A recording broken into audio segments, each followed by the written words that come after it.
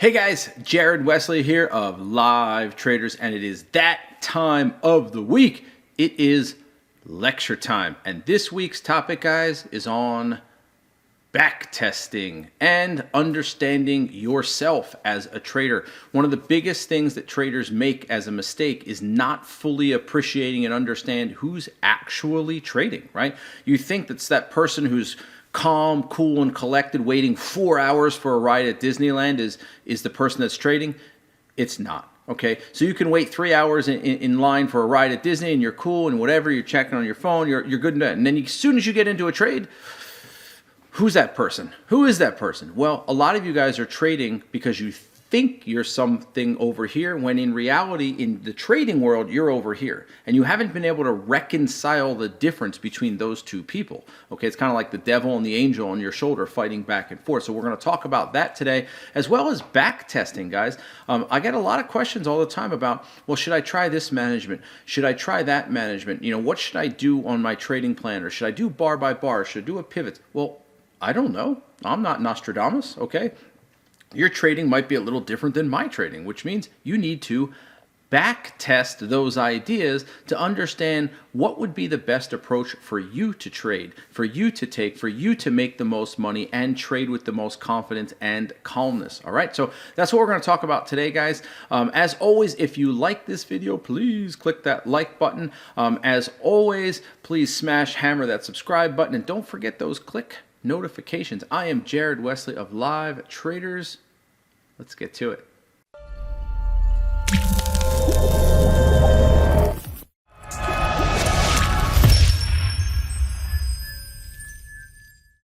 This week's lecture is on backtesting, the art of understanding oneself. So we're going to go a little bit of a different angle. We talked about backtesting, I think, a couple weeks ago, and it's something that many of you just simply don't do enough of. You take people's words for things, or you have an idea or an assumption, and it's usually pretty subjective. You don't have the data to back up your argument, which is a lot of society these days in general. People read a headline and like, oh, it must be true. Well, in trading, you can't let that happen. It's your duty, it's your job to double check the information.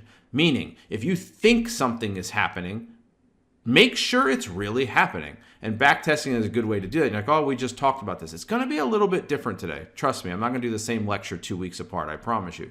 But it's a very important part of trading because it's going to tell you what's really happening versus what you think is actually happening. And believe me, there's usually a pretty good sized disconnect between what's really happening and what you think is happening.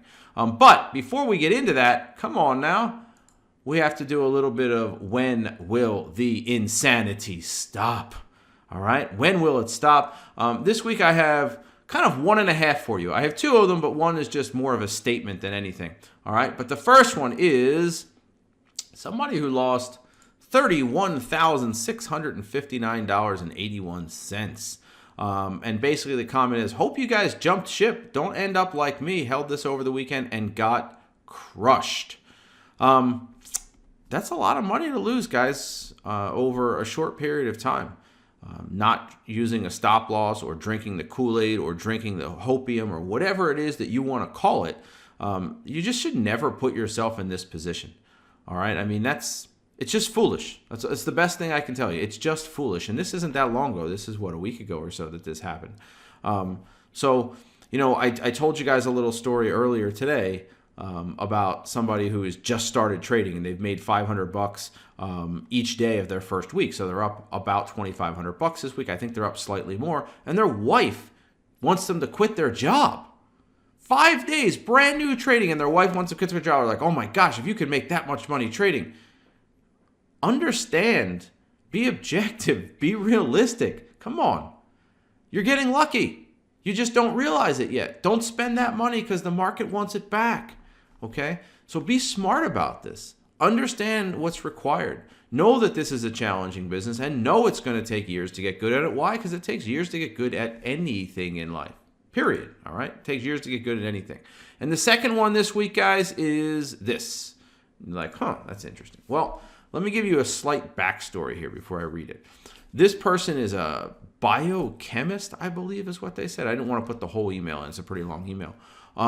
talking about how well they've done with their long-term investing. They're a biochemist, and how that they're very, I would say down to earth, but very smart with their money. Basically inferring those types of things, that they know what they're doing, right? And then they say this is about 2/3 of the way through the email. So you get all this backstory, and you're sitting there going, oh, wow, biochemist must be a smart person. Their investments are doing well, and they have all this common sense, and they're good with money, and blah, blah, blah, blah, blah, blah. And then you come down and read, I'm quite cool with the idea of fooling around with €2,000. And if I get $200 to $250 a day in returns, or €250 in euros daily in returns, I'll be happy. Huh? And this is somebody who's brand new at day trading. All right. And if I do something wrong, Tesla stock can always help cover the losses. Huh? So you're going to bank on Tesla stock just going up forever at a 1,500 to 2,001 price to earnings, because it's just going to go up forever, because, well, it shouldn't be as high as it is, but that's a different topic. But even more than the Tesla stock, you'd be, quote, cool with the idea of fooling around with €2,000 and making basically a 10% return every day. Every day. You'd be cool with that. Well, I bet you would be. But you have no business making a ridiculous statement like that. So what is my getting at? This was a person who initially, when I read their email, was sounding very smart, very commonsensical, if you will. Like, oh, this person is on the right path. And then they write that, and it throws everything out of the water. You've lost all credibility now. I'm a NASA scientist who went to Harvard, MIT, and Oxford. And then you type this. Okay, might as well make that community college, because now you've lost all common sense, which means you've lost all credibility. Don't be that person, okay? Don't be that person, all right? All right, let's dig in, guys. So I want to talk a little bit about backtesting and reality, okay? So 2 comments here. One, a lot of you backtest and you think that the backtest is going to be exactly accurate or an exact representation of what you can expect when you go to real money or when you apply whatever you've backtested. It's not, okay? There's going to be some differences in backtesting. There's going to be some things in there where you're like, well, it hit target on the penny. Did I really get filled? Well, you really don't know. Oh, it stopped out on the penny. Did I really get stopped? You really don't know. And it doesn't happen often, but it only takes 1 or 2 of these a month to skew your results by maybe 10%, depending on the type of management you're backtesting, right? If you're backtesting 5R all or nothing, and you're not sure if the stock hit the stop loss or if it would have filled you, and then all of a sudden it goes up 5R, then yeah, that's a 6R difference. And if you're talking about 15 or 20R per month, that's a big, big difference. So understand there is a little bit of gray area in backtesting. And there's also things you can't entirely answer with regard to backtesting. Like I said, if you would have gotten filled, because we've seen it today in Mara, for example. I mean, I got tagged on the penny at break even. If you were backtesting that, you wouldn't know, well, would I have really gotten tagged at break even? It went on the penny, at the penny, to the penny. You don't know, right? You really don't know. And speaking of Mara, for those of you who are in it, it's doing a pretty good job. So what I thought I would do is bring up, I was just kind of going through my files thinking, what would be a good lecture to give? So I'm actually going to bring up some backtesting that I did. Some of it's like 10, 12 years ago. Some of it's like 4 or 5 years ago. Some of it's a little more recent than that. Basically, a whole bunch of backtests that I've done. And the goal here is to show you how deep into the rabbit hole you can really go, meaning it's endless. So you're going to have to find a guideline or find a happy medium with your backtesting, because I'm telling you, it's truly endless. And you're thinking, what does that even mean? You're going to see here in a couple of minutes how detailed you can get with backtesting. You're like, whoa, I don't do that. It also shows that backtesting can be very helpful, but after a while, after years of doing it, you come up with similar results, okay? It's also going to show you guys that despite one backtest looking really, really positive per se, looking like, wow, I have to do that, I want to make the most money, you might realize in reality, and this is where the reality part comes, you're not capable of doing that, right? And you have to check yourself and go, why did I even backtest something I'm probably not capable of doing? All right, and you're going to come across that because a lot of newer traders think that it's money is the only thing that matters. That sounds really good, But you have to be able to apply what you've learned. You have to be able to apply that type of management strategy. So let's dig into this, and you're going to see what I mean by going down the rabbit hole. So this is a back test I did, I want to say about 12 years ago. I think this was '08 that I did this, okay? And this is 3 pages long, and some of it will be a little bit harder to see, okay? All right. So again, this is 3 pages long, and I'm going to explain it to you because there's a lot of details here, and you're looking at it going, I don't even know what you're talking about. So this was a short-term back test, but I want us to talk about it as if it wasn't a short-term back test. And what I mean by a short-term back test is 2 weeks. That's a pretty short back test. The other thing you're going to notice is how my style has changed through the years. This back test were on trades I actually took, okay? But I was averaging 9 trades a day. In this case, 9.1 trades per day. Yeah, I average about 2 to 2.5 trades a day now, okay? Point being is you're going to see the differences in certain managements, and you're going to initially jump to a conclusion that may not represent reality, okay? I'll explain, don't worry. So in this back test, okay, I took 82 trades. The overall batting average was 50%. Why? Because the 5 break-even trades, well, you have trade fees. They're not really break-even. They're losing trades. Once you've paid $5 or $10 or $15 for a trade, it's a losing trade. So really, it's 41-41. Okay, it's 50%. All right. The R factor is basically, guys, and this again, I did this years ago, so I've changed my approach slightly. This is how much the winning trades made. Okay, so that's what I used as R factor. Is that entirely accurate? Do I use that term R factor nowadays? No. But the point is, the 41 winning trades averaged 3.4 R per trade. Okay, the overall win-loss ratio was pretty damn big, almost 4. And you guys are going, what? A 4.0 win-loss ratio? Yeah, pretty ridiculously insane.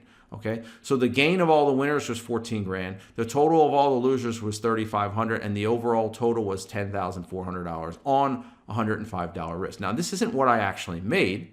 This is a back test when I was at $100 risk.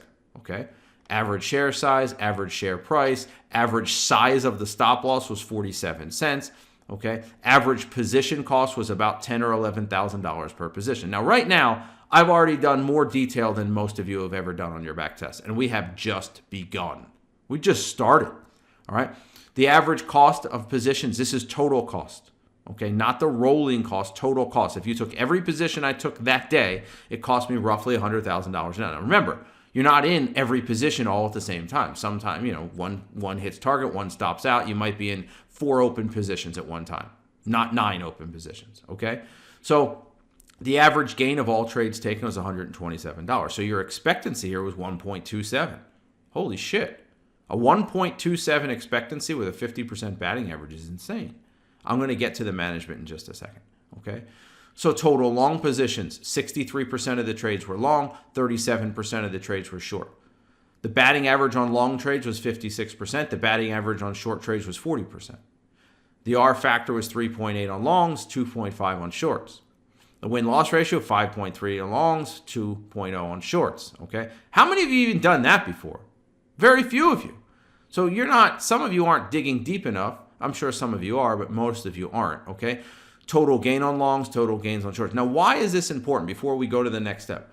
You might want to know what you're more efficient with. Now, remember, this is only a 2-week back test, but let's say you did a 1-year back test or a 6-month back test, and you found out that you are vastly more profitable on long plays than short plays. Well, you might want to focus more on long plays, but you also want to factor in the environment. Maybe the market had a 40% gain last year, which it did in the NASDAQ, and because of that, long plays were much better. So make sure you're digging in properly and objectively. You might just be better at longs, or the environment may have just been more conducive to longs. That's why the longer the back test you do, the more relevant that your data is, the more reliable that your data is. Then I broke it down into positions, breakdown positions, breakout positions, quote, other positions, gap positions, okay? Now note, back then I didn't take nearly as many, quote, gapping trades, okay? I would focus a lot on daily charts instead of just gapping stocks. In fact, only 18 of those 82 trades taken were on gappers, which is entirely what we focused on now. Sure, we have a carryover list, but we focused almost entirely on gapping stocks now. So that's changed, okay? But you can see the breakdown here. 26% batting average on breakdowns, not that great, but a 59% batting average on breakouts, okay? Other positions, which is just various, whether it's a 3-bar play or a climactic, et cetera, and so forth, okay? As you can tell, back then, my main focus was breakouts and breakdowns. I mean, that represented something like 57 of those 82 trades, okay? So my point is, you can break down your back test. This is only one page of the sheet. Here's the second page of the sheet. I broke it down another step. Positions under $10, positions $10 to $50, positions $50 to $100, positions over $100. Okay? Have you broken yours down that detailed? Probably not. Now, is this important? Yes, it is. You might find, for whatever reason, and this is what the back test is for, that you do really, really, really well in positions over $100, and you don't do well in positions under $10. Maybe scratch the positions under 10 and focus on stocks that are over $100. Okay, now again, the more information you have, the more reliable, the more relevant this data becomes. Okay, so I'm not going to go into the win-loss ratio, average size of the stock, blah, blah, blah, blah, blah, blah. Okay, then number of positions that went 2 or more R. Number of positions that went 3 or more R. Number of positions that went 5 or more R. And wait for it, number of positions that went 10 or more R. Okay, wow. So only 6% of all the positions actually went 10R, which is actually pretty damn good. Over on 82 trades, that's not bad. Okay, 11% of the positions went 5R, 20% of them went 3R, and 28% of them went 2R. Now, I also broke this down. How many of those stocks that went 10R were over $50? Well, 4 of the 5. 80% of those stocks that went 10R were, quote, higher priced stocks. Now remember, the stock market 12 years ago was not at 30,000. Okay, it wasn't even close to that. So $50, $100 stocks were less prevalent than they are nowadays. They're everywhere nowadays. Heck, $500 stocks are everywhere. Okay, so I broke this down. Now, the notes are what's also important here. All right. The most profitable plays, averaging 11.5R, accounted for 44% of gross gains and 61.2% of net gains, okay? Yet, they only represented 13% of overall winning trades and 6% of overall trades taken. Meaning, if just one of these 5 plays were missed, profits would be significantly lower. Of the 5 plays, 2 of them were gaps. As a whole, gap plays were the most profitable segment, as were positions over $100. What can you learn from this? That 10R trades only represented 6% of total trades taken, but represented 61% of the net gain. What can we learn from this? You can learn, similar to Unwall doing 3R all or nothing, that you are not going to get a ton of trades to go 3R, 4R, 5R, 10R. But when they do, they're going to represent a massive percentage of your gains. I mean, guys, 6% of the trades represented 61% of the profits. So, this begs the question, is this a management strategy worth doing? Okay, I was shooting for 15-minute pivots at this time, and I struggled my ass off on 15-minute pivots. That's what I was applying. 15-minute pivots, as you can see, have some pretty monstrous gains. But if you miss out on one of those, if you mismanage one of those, what happens? You could cut out 10% of your gains in one trade. So 1.5% to 2% of your trades, in this case about 1.3% of your trades, represent a 10% gain. Does this make sense? Meaning, if you messed up that one trade that went 10R, you just gave up 10% of your profits, depending on how badly you messed it up, that is. If you got 8 out of the 10R, fine. But if you only got 1 out of the 10R, then yeah, you gave up 9 or 10% of your profits. So you have to ask yourself, is this a management strategy that I want to apply? Sure, it makes a ton of money. Oh my gosh, it makes a ridiculous amount of money. But can I do it? See, it's one thing to mess up a 2R winner. It's another thing to mess up a 10, 11, 12R gain, isn't it? So this is where I'm talking about reality and objectivity. Are you being objectively honest with yourself in the backtest? And are you backtesting specifically enough to know the real data? You might look at these overall numbers and go, these are incredible. I'm going to do 15-minute pivots. And then you look at the numbers and go, holy shit. 5 trades are responsible for 60% of the profits. Damn, if I mess that up, it's not going to be such a good management strategy if you mess it up, all right? So then, next page, I'm just going to skip all this mumbo jumbo from long gap positions to short gap positions to positions over this, minimum, all that. We're going to skip to the analysis because that's all that really matters. Right? Due to the limited nature of the sample, only 2 weeks, it's difficult to ascertain just how accurate and useful these statistics are. However, there are some logical conclusions that can be made. First, in a bull market as a whole, it's better to be long than short. This was proven by the overwhelming success of long plays versus short plays. That's pretty obvious, even though it's only 2-week backtest. Overall, gaps were the most successful type of play. This is probably because they are on their own page and less affected by market conditions. Right? Those are the types of stocks like GME today that's ripping. They don't care what the market's doing. They're going to do what they're going to do. Okay? Third, in this sample, as a percentage, equities over $50 were far more successful than those under. Despite representing only 33% of total positions taken, they represented 70% of total net profits. Very interesting, isn't it? Now, again, if this were a large sample size of 6, 9, 12 months, this would be very valuable information. Remember we talk about maximizing strengths and minimizing weaknesses? This is how you do that. You backtest with great detail, okay? Positions over 50% had a 55% batting average and an 8.6 Sharpe ratio.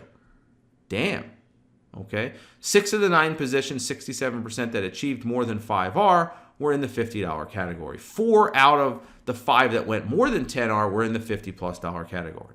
So that's some analysis. Now, granted, you could go much, much deeper. My point is, gosh, there's so much stuff you can backtest. So there are certain things you want to backtest, like longs versus short. Days of the week. Are you better on Mondays versus Thursdays? The prices of the stock that you trade. You might find you're way better on $100 stocks than you are on $20 stocks. Okay? Those are things that are relevant.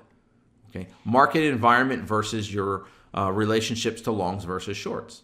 You might find some statistical anomalies. You might find out, for example, that the market's been really bearish, but for whatever reason, you happen to be very, very, very good at long plays.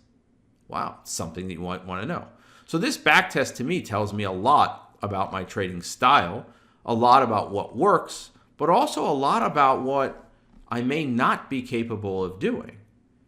Because one of the analysis that's not in here, and I have it, but I forgot to put the sheet on, is how long you're in these trades. I was in these trades for a long time. And to backtest 15-minute pivots, some of these trades are all-day trades. You're in them till 3 or 4 o'clock. Because they're 15-minute pivots. I mean, you can't really change or move your stop loss for at least an hour. 45 minutes to an hour, because you're going to need at least a 2 or 3 bar pullback, and then the pivot to go back higher. Well, some of you only trade an hour a day, and then you have to close out all your positions. So maybe this wouldn't be the best approach. So meaning, yes, it's great to have this data, but understand realistically, are you, 1, capable of doing it? And 2, is your time constraints going to get in the way of, properly applying these statistics, properly applying this type of management? I think many of you aren't objective enough with regard to this. You're just not. You're going to come in and go, wow, that makes a ton of money. I'm going to do that. Okay, so this was a big back test that I did, again, about 12 years ago. I used to do back tests probably every quarter, definitely 3 or 4 times a year for sure. Now let's move on to another one, okay? I believe this one's from 2015, okay? From 2015. Now, not nearly as detailed, okay, but detailed enough, all right? So this is 1.5 hour all or nothing. I did this for a 5-month back test. Now you can imagine that's a lot of trades. Right? It was 94 days of trading. Okay, 94 days of trading. Now, I didn't show how many trades were here, all right? But I applied 2 different back tests. One was 1.5 hour all or nothing, and one was end of the day hold. Okay, now, the reason I did this is these are worlds apart. Okay, 1.5 hour all or nothing isn't that crazy. That's actually a semi-scalpy management, somewhat scalpy. End of the day, which you're going to see on the next slide, is an all-day hold. End of the day hold. That means you get out at 345 to 350, no matter what's happening. Now, granted, you always have a stop loss. Of course, you always have a stop loss, but you don't have a target. You get out at the end of the day, okay? So those are worlds apart. And I wanted to see, well, what was the R difference? Because at the time, I was applying something very similar to 1.5R all or nothing. So you're sitting here going, all right, 11R in January, 19R in February, 7R in March, 8R in April, 13R in May. So you're like, okay, not setting the world on fire, but doing okay. That's going to average somewhere close to 140 to 150R a year, okay? There were 59 up days, 35 down days. 63% of the days were up, 37% of the days were down. Average up day was, I don't even know what that means, actually. Average up day 2.27, average down by 2.1. It's obviously not R. Big green days, 4R plus green days, there were 9 of those. Big red days, 4R plus red days, there were 6 of those. And that's what the color coding is all about. All right, so anything that was 4R or more got dark red. Anything that was less than that was light red. Anything that is kind of regular green is 2R or less. And anything that's like highlighted chartreuse green is 4R plus, 5R days, et cetera, and so forth. So that's kind of the color coding here. But this is 1.5R. So you're sitting there going, all right, that's a decent enough, reasonable enough result. 12R a day, or so 12R a month. Okay. Again, not setting the world on fire. Then we switch to what? End of day management, EOD, end of day management. Same exact back test, 5 months, okay, 94 days. Up days, there were 52 up days. There were 42 down days. Okay, so 55 to 45. So note, there are fewer up days and more down days. But look at the difference in big green, 4R plus. These are days, okay, 4R plus days, and big red. Look at both of them. They're significantly increased, right? If we go back to 1.5R, there are only 9 days that were 4R or higher, and there are only 6 days that were minus 4R or higher, okay? Batting average 47% overall. Now, we switch to end of the day, and all of a sudden there are 25 days, from 9 to 25, almost 3 times more days that are 4R up. And then you switch to 4R down, it went from 6 days to 16, almost 3 times more big red days. So it tripled the big days up and it tripled the big days down. But your batting average tanked from 47 to 31%. But look at the R factor. Averaging double, 24R a month. January 12R, February 44, March 9R, this is a partial month, vacation. April 34R, and May 21. So what's the immediate thought process here? Put them next to each other. What's the immediate thought process? Well, duh, let's do an end of the day hold, right? So you have end of the day hold on the left, 1.5R on the right, duh. Well, very fascinating, isn't it? That's the thing, Luke. Can you do it? Can you do it? Can you handle a 31% batting average? That's pretty brutal. Can you handle, because it did happen, I'm going to show you some results in a second, all right? This is why we have to separate back testing from reality. I'm going to show you something in just a second. Can you handle the downswings? Can you handle the down days? Guys, look at this day in March. Minus 2.8R, minus 4R, minus 4R. That's back to back to back. It's 3 days in a row. You lost 10.8R in 3 days. 10.8R in 3 days. Can you handle that? Some people say, sure, no problem. Some people say, yeah, I can handle that as long as I have these big up days where I'm up 14, 15R. I mean, heck, one day was a 16R up day. Look at this day here. Look at this 20R up day. Hello. I mean, February was off the charts good.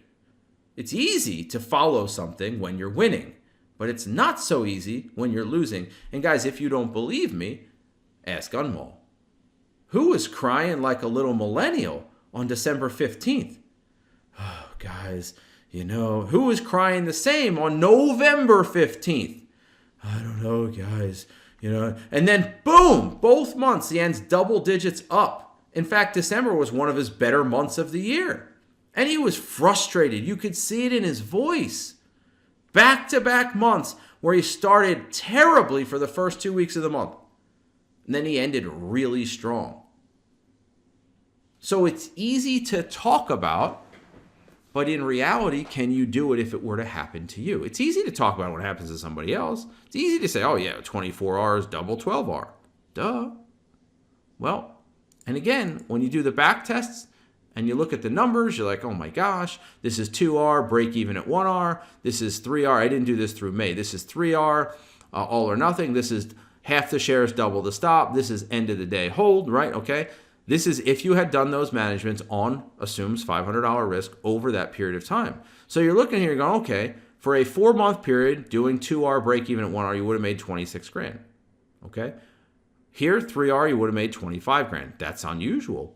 3R usually beats 2R, right? Double the stop, 21. End of the day hold, 50. Whoa. It's double what any of these other managements make. So, what is the purpose of me telling you all this? You're going, geez, Jared, get to the freaking point, okay? I'll get there in just a second. There's 2 more slides I want to show you. All right. This one, all right. Results are for the whole month of April. Just in case you think I'm lying about it, I put them on this slide just so you can see. April 1st all the way down, okay? Just put it. I'm going to go back to the last slide in just a second. Now, there's a couple things I want you guys to see here. Important things, all right? What's one thing you immediately notice when you look at this? This is each trade that was taken, okay? This is the result for 3R, 2R, 1.5R, 9 EMA with a 15% trail back on the EMA, 2R break even at 1R, 1R all or nothing, 1R break even, double the stop, end of the day.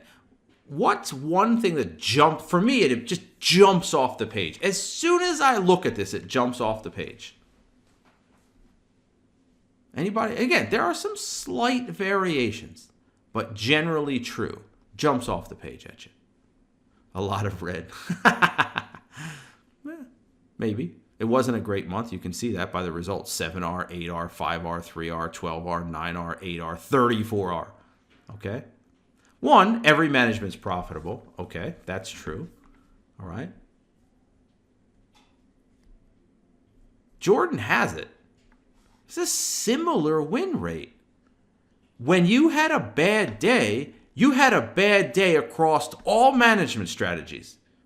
True or false? When you had a bad day, it was a bad day across all management strategies.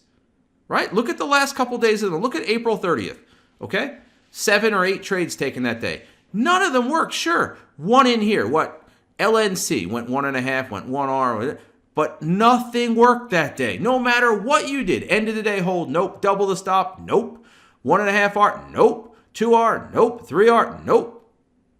Look at the winning day on the 29th. Across the board, they pretty much all worked. Right? They pretty much all worked. Now this goes here. I'll show you the beginning of the month. Pretty much true for the entire month. Look at April 2nd. Nothing worked that day. Double the stop worked well that day. Pretty much nothing else worked. Look at April 1st on Monsanto and Twitter. Nothing worked. Those 2 trades weren't going to work no matter what. Look at April 13th. Across the board, every single trade stopped no matter the management you used. They all didn't work. That's a crappy day. Right? So the point simply here is when trades work, they usually work across the board. Now, that's not entirely accurate. There are some where you make 2R and then you stop out on end of the day hold. Okay? That's a 3R different. Okay? So the point I'm making here, and this is only 1 month, all right? Only 1 month over 92 trades or something like that. Okay? Managements generally work. You just have to give them enough time. Some make more money than others. In this case, end of the day hold is crushing everything else. But again, it's only 1 month. But stocks that stop out usually stop out is what I'm getting at. A trade that stops usually stops. No matter what it is, no matter what the management is, a trade that stops usually stops. And a trade that rips usually rips. Okay? Here's a difference, for example, on win. It worked across the board. But the EMA got 7R and end of the day hold got 9R. That one trade, look how much it made up for. That 9R gain made up for a lot of mistakes, a lot more mistakes than the 1.5 or 2R gain. So you look across the board and you're thinking, holy shit, 3R All or Nothing only had a 33% batting average, but end of the day hold had a 32% batting average. Well, gosh, if I'm only going to win 1% more of the time, I might as well do end of the day hold, because then I can get 5R gains, 9R gains. Okay?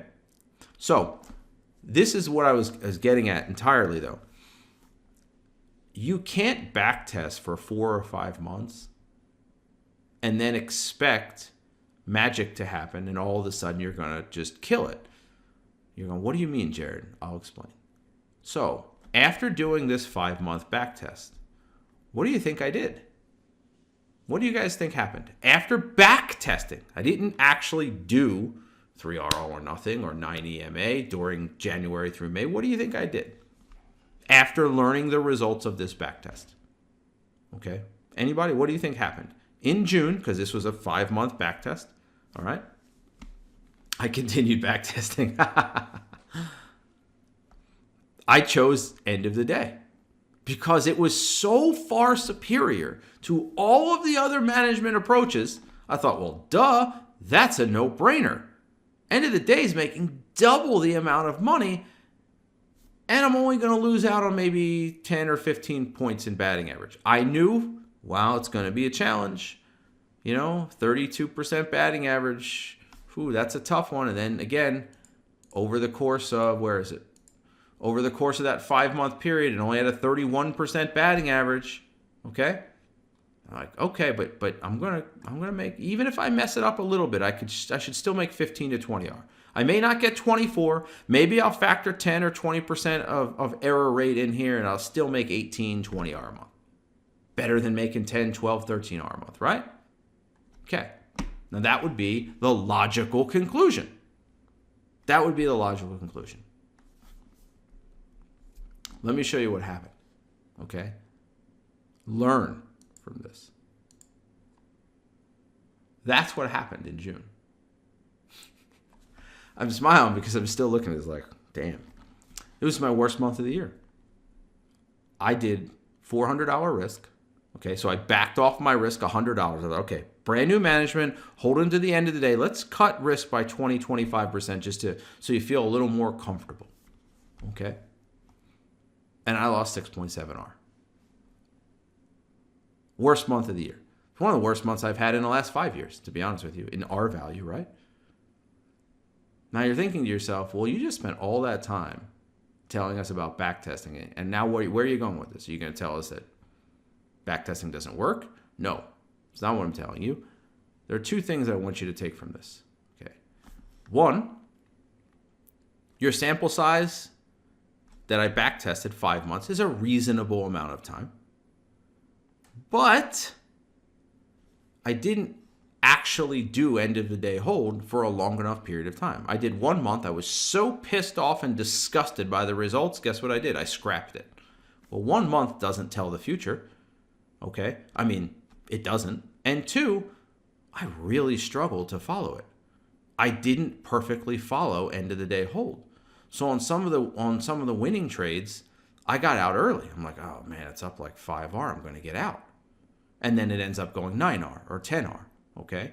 And then on a specific day, in fact, I should have brought this day up. I have it.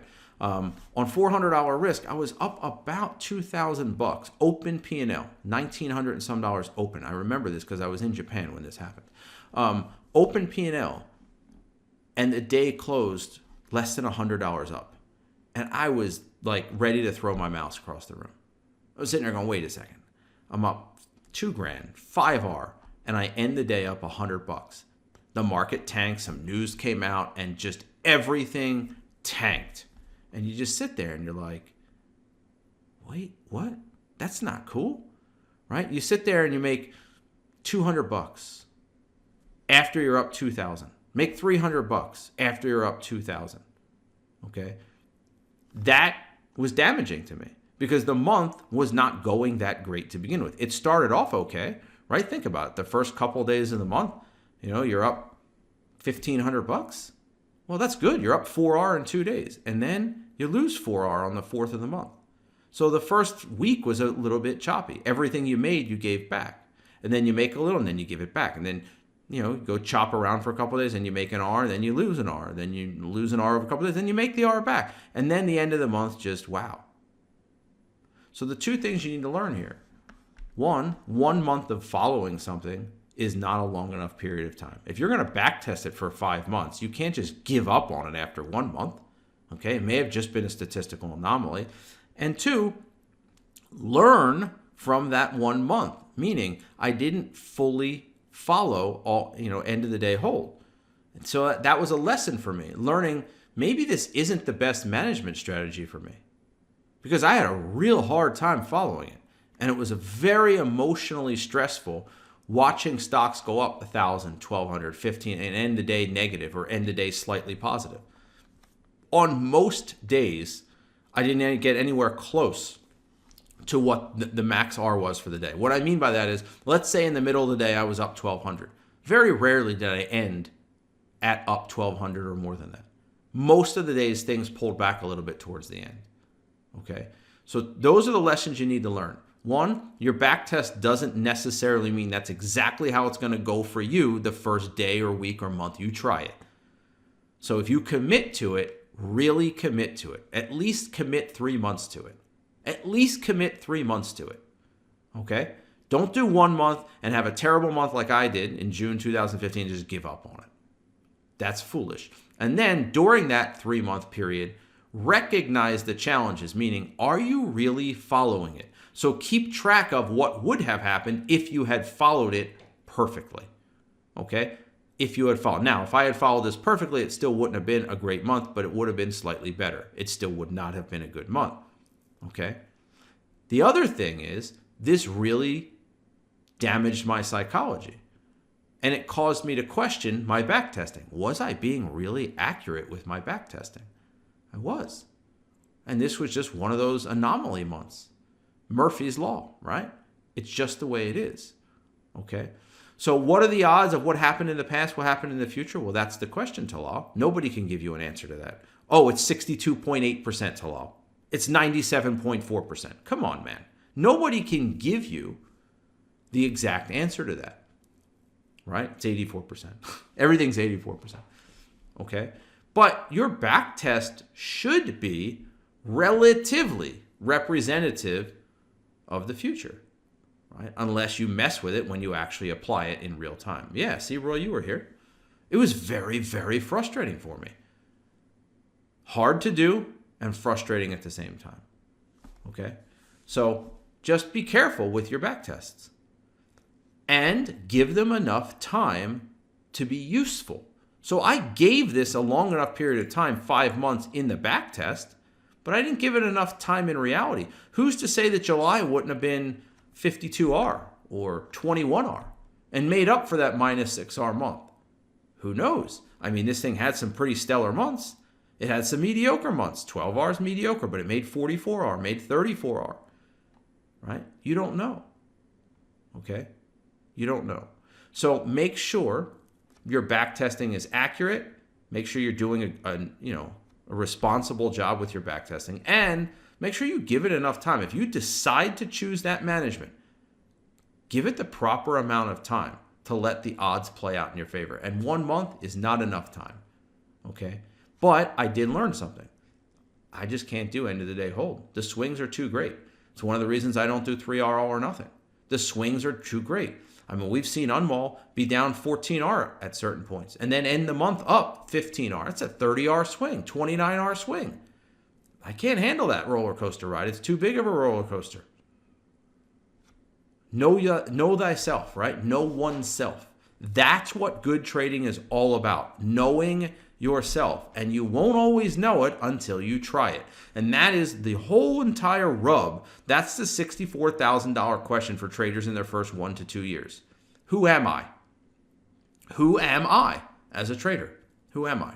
You don't know. You think you do, but the results show you something different. Go with the results. The results are always right. Just like the market's never wrong, the results are always right. Learn who you are. That, ladies and gentlemen, is the area most people never get to, and that's what leads them to quitting trading. They never fully understand and appreciate who's actually trading. They think it's somebody different than who's really doing it because you lie to yourselves all the time. Oh, I'll be better tomorrow. I'll be better next week. No, you won't. The results don't lie. No, you won't. Now, knowing that, try to pull back a little bit, pull in the reins a little bit and say, okay, I'm not ready to ski the black diamonds yet. All right? I got to go on those little green circles or whatever they are. I got to start there, work my way up to those black diamonds. You're not there yet. Don't lie to yourself about it, though, because when you get to the top, you're not going to go down the mountain the way you thought so, right? So, a couple other charts I wanted to talk about, and then we're going to end this, all right? So, this happened a couple days ago. Take your stop losses. Somebody mentioned this, but I just thought this chart was really appropriate to take a look at. So here's a stock that gapped up, moved up, pulled back, and gave a buy setup. Not a bad buy setup, mediocre, but not the worst, not the best. But I do like the bottoming tail. Moves higher, retests the high of the day, close to it, pulls back, bounces. So far, fine. So far, fine. No big thing. Okay? Rips, goes higher, and then out of nowhere, this happens. Now, the reason I'm saying this to you is nobody knew that this was going to happen. The stock dropped from $1.15 down to 75, 80 cents. That's a massive drop. 40 cents, 30 cents is a massive drop on a $1 stock, okay? Why am I showing you this? Because many of you still trade with mental stop losses. This is a 5-minute chart. If you weren't around for those 5 to 7, 8 minutes, guess what happened? You're bag holding right now. You're bag holding because you're an idiot. Your stop loss should have initially started at the bottom of the bottoming tail or right at the doji bar. And then when it moved higher, it should have been under this pivot. But either way, your stop should have been this pink line, the first one, or the second pink line. End of discussion. End of discussion. And if you didn't have a hard stop in this, oh, the HFT are stop hunting me. No, they're not. You think the HFT stop hunted people on this? No. The stock is down at 80 cents and is not coming back. Maybe it'll come back in a week, maybe a year, maybe it'll keep going lower. Who really knows? But you're bag holding until that day happens. So say you bought 10,000 shares of this thing with a 5-cent stop. Now you got 10,000 shares of this shitty, crappy stock. And you don't know when it's coming back. Again, maybe it's a day, maybe it's a month, maybe it's a year. That's ridiculous. Take your damn stop losses. Don't be a part of when will the insanity stop. I'm pulling this up because it really does happen. It's not a myth. It actually happens. And the worst part is it only takes 1 or 2 of these trades to bust up your account. And we've already talked about this previously. So I'm not going to hammer on it too hard.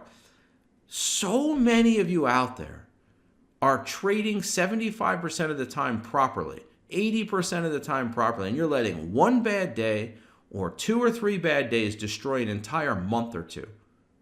Destroy an entire month or two. I talked to a trader 3 or 4 years ago now that lost 35R in a month. 35R. You know how many months, plural, it's going to take just to get that back? 2 or 3 months just to get back to even.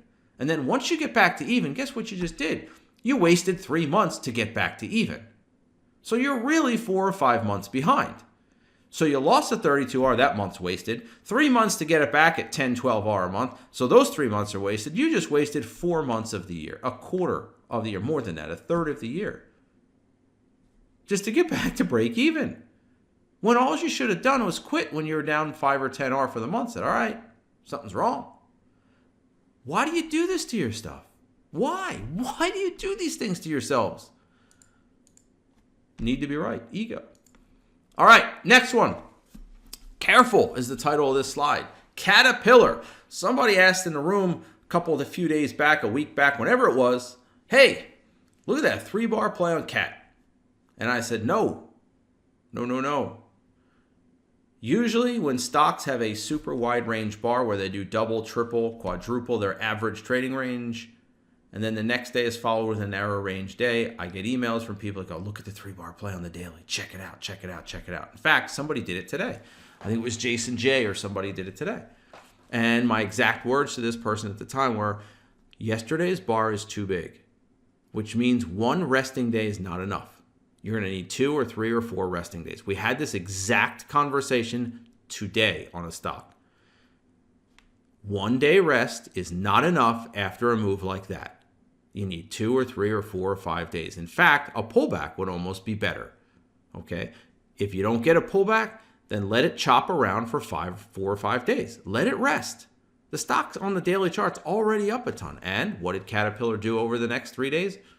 Chop around, which is what you want to see it do. So don't be fooled by these. Too many of you guys are seeing a wide range bar and you're going, oh, beautiful, it's a 3-bar play, let's trade it. Well, let's use Caterpillar's historic as an example. Look at this wide range bar right here. The next day it gapped up. What happened over the next 3 or 4 days? It pulled back before going higher. Caterpillar had another huge move higher right here. The next day gapped up and sold off. And what happened for the week following it? It pulled back. Okay? Here, Caterpillar had a gap up, a wide range bar, and then a gap up, and then 3 days went sideways. Okay? This would be the one exception. Wide bar, gaps up, kind of an inside, not an inside, a doji day, red bar, and then rips higher. That would be the exception. Even over here, gaps up, goes sideways.